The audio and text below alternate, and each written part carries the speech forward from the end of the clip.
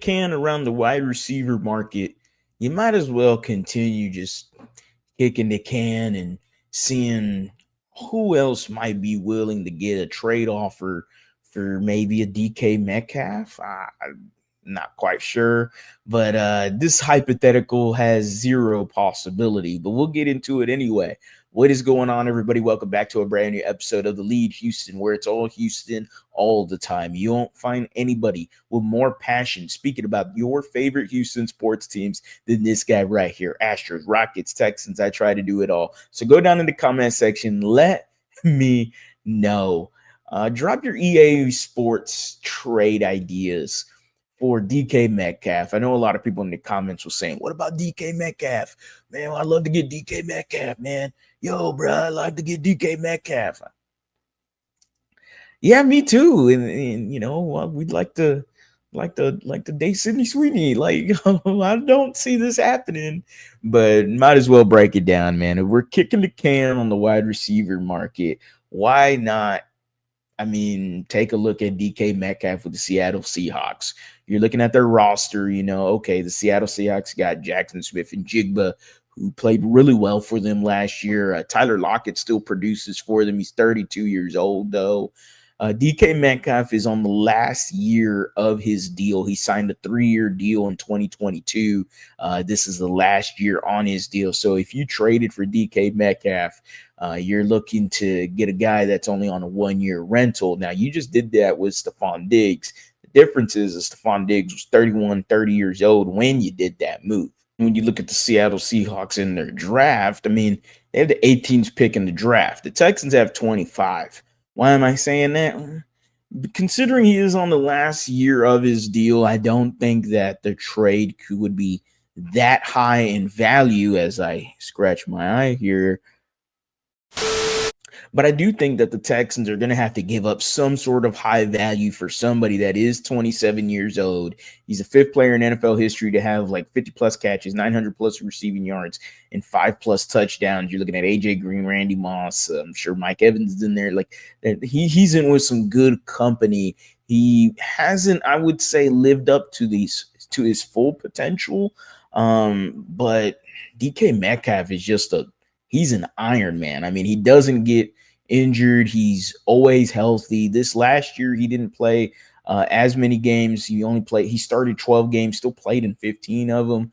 But this was the only year that he's missed many games like this, 3. But you know, that's just DK Metcalf. He's an absolute stud that the Houston Texans pairing with Nico Collins. You imagine the physicality you could bring with DK Metcalf on one side and Nico Collins on the other. Now, is DK Metcalf a willing blocker? The work ethic is something that becomes questionable with the Seattle fans. Obviously, they don't want to trade a DK Metcalf, and if they are trading him, I've seen a lot of trades where they're trying to trade him to package him and trying to get more picks and possibly throwing all these picks in a package deal to move up to get a quarterback. So, you know, I'm not trading pick number 25 for DK Metcalf. No, I'm not doing it.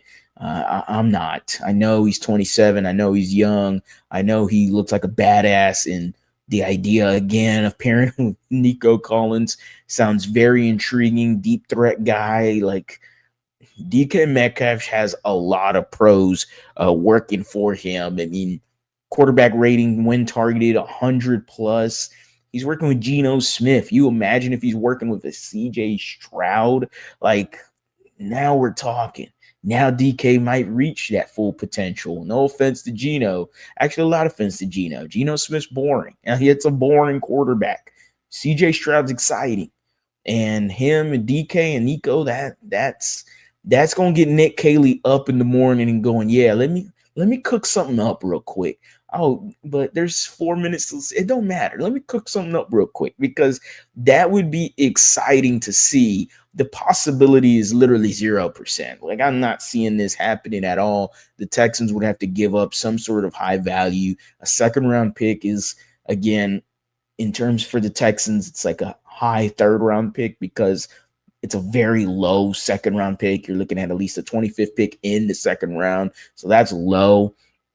Seahawks are going to want something, man. They're trying to package these deals to try to get a better quarterback some way, somehow. And if you had traded the 25th pick, then okay, maybe the Seahawks now have the 18th and the 25th. Maybe they use one of those picks on, let's say, the 25th on, let's say, Luther Burden, who's from Missouri. I know we had him mocked in one of the drafts that we did a mock draft reaction to. Make sure to check it out. I believe it was, I want to say it was Daniel Jeremiah. Yeah, that was my first mock draft that I react to. Make sure to check it out down below in the channel. But yeah, I mean, this is a fun idea. It's a fun concept. It sounds exciting.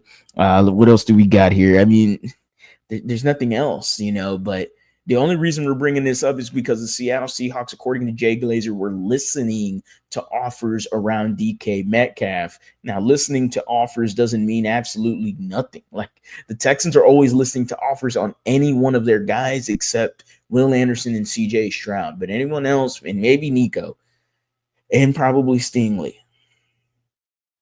I mean, even then, like, you're still going to listen to an offer. Like, I do it all the time in fantasy football. Like, yeah, I'm not going to trade Lamar Jackson, but I'm going to listen to any offer you got for him. I'm going to try to say, that's interesting. I'm not taking it, but it's very interesting what you offered. That's all the Seahawks are doing, I think, at this time. And I think, again, 0% chance DK Metcalf gets traded, especially to Houston. As always, guys, go Astros, go Rockets, go Texans. You have a blessed day.